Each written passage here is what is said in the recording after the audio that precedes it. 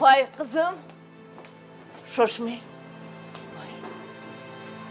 Bu nima kiyinish, a? Sporo kiyimlarni kiysiz bo'lmaydimi? Mahalla ko'yda men qanday bosh ko'tarib yuraman, a?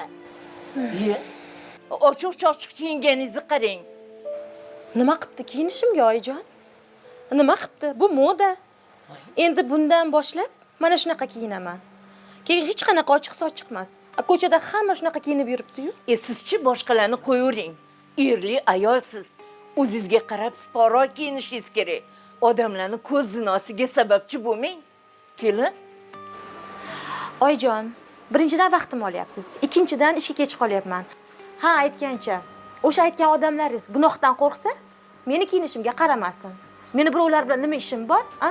O'zim uchun yashayman, o'zim uchun kiyinaman. O'zim pul topyapmanmi? Kerak bo'lsa o'zim uchun xarajat qilaman. Nima sizlarni tashab qo'ydimmi? Eringizni ketganiga bir kun bo'lmasdan darrov bunaqa o'zgarmaganingizni qarang. Yaxshimi shu qilgan ishingiz? Nima? Tushunmadim. Siz nimalar deyapsiz? A?